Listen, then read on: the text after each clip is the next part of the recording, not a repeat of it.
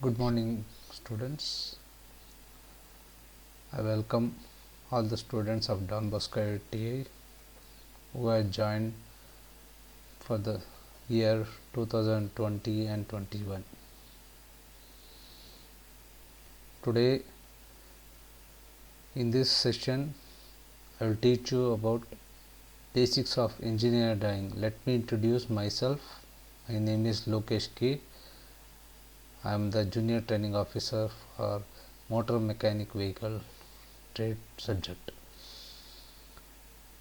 Okay, today let me teach, it's a common for all the trades, basic of engineering drawing.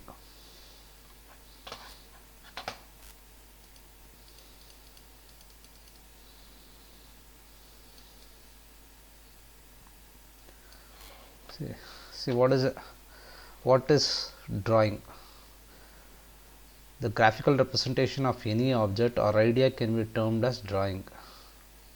A drawing can be prepared either using freehand or using engineering instrument or using computer program.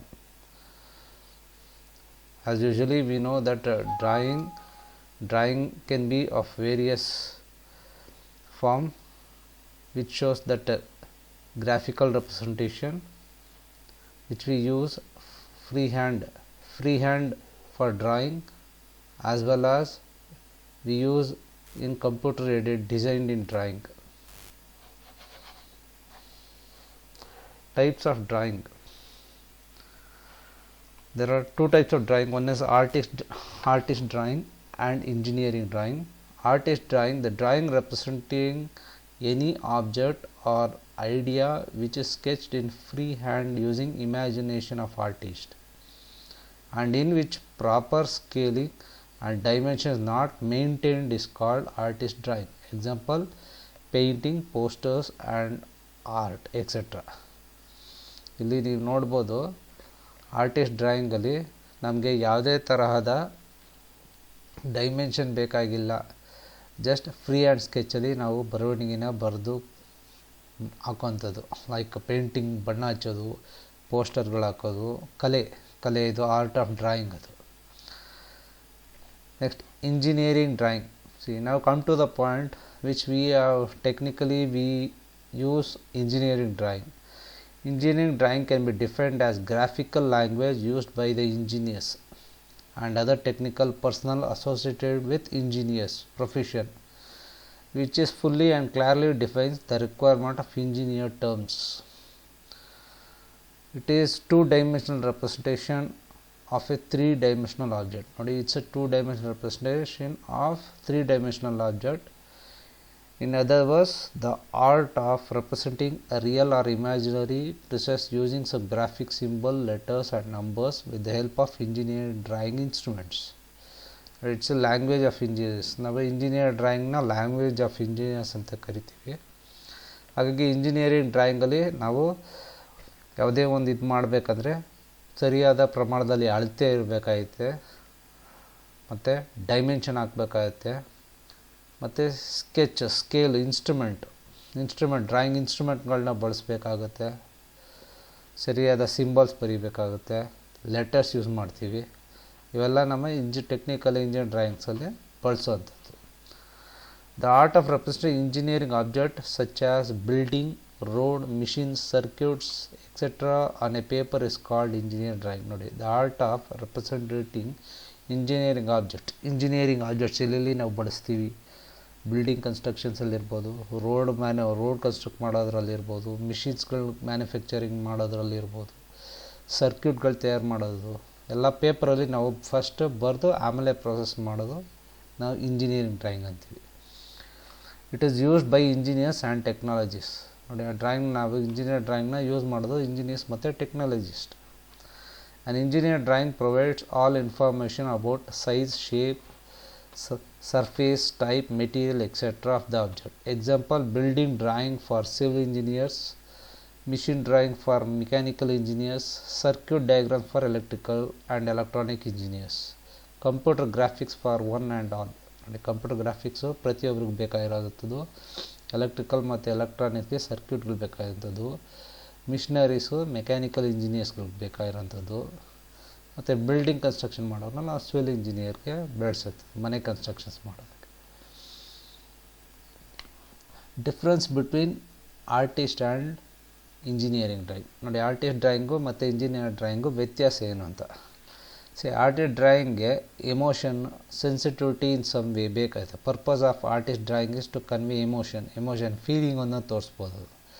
ಆದರೆ engineer ಡ್ರಾಯಿಂಗಲ್ಲಿ is not a convey information about engineering idea, is to convey information, ಒಂದು ಮಾಹಿತಿ ಕೊಡೋವಂಥದ್ದು ಈ ಡ್ರಾಯಿಂಗಲ್ಲಿ idea.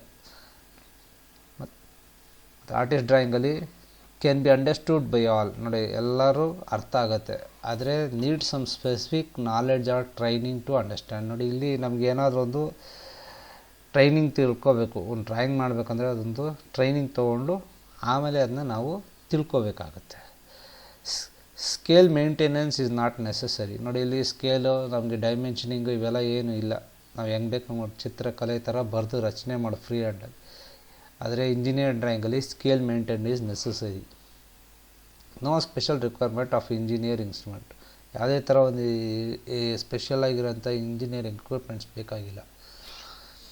Engineer drawing instrument is use to make the drawing precise. ನೋಡಿ, ಇಲ್ಲಿ ಖಡಾಖಂಡಿತವಾಗಿ ನಾವು ಡ್ರಾಯಿಂಗ್ ಇನ್ಸ್ಟ್ರೂಮೆಂಟ್ ಬಳಸಿಯೇ ಡ್ರಾಯಿಂಗ್ ಮಾಡಬೇಕಾಗುತ್ತೆ ಇಂಜಿನಿಯರ್ ಡ್ರಾಯಿಂಗ್.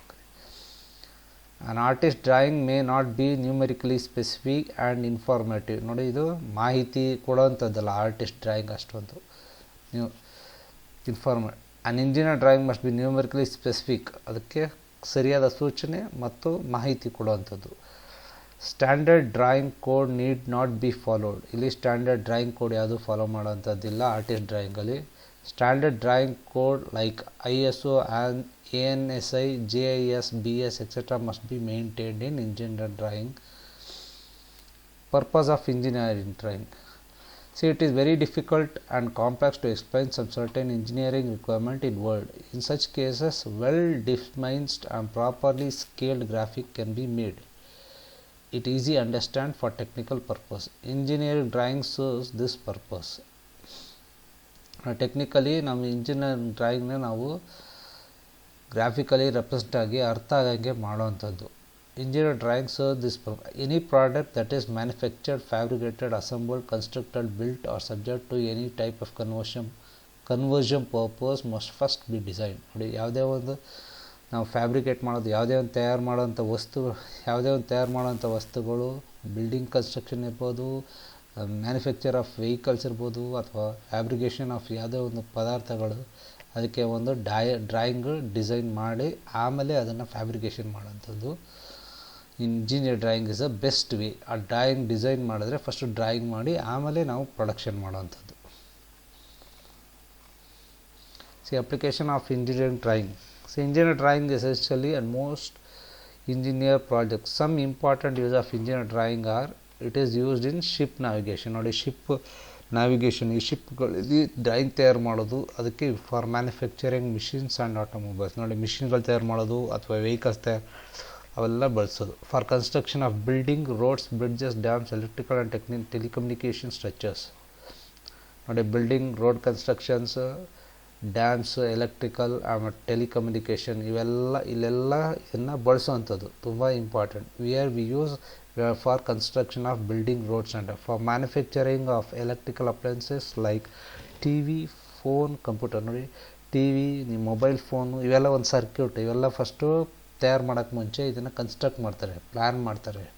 ಇಂಜಿನಿಯರ್ ಡ್ರಾಯಿಂಗ್ಸಲ್ಲಿ ಸ್ಕೆಚ್ ಮಾಡಿ ಆಮೇಲೆ ಅದನ್ನ ಇದು ಮಾಡೋದು. Type of engineering drawing.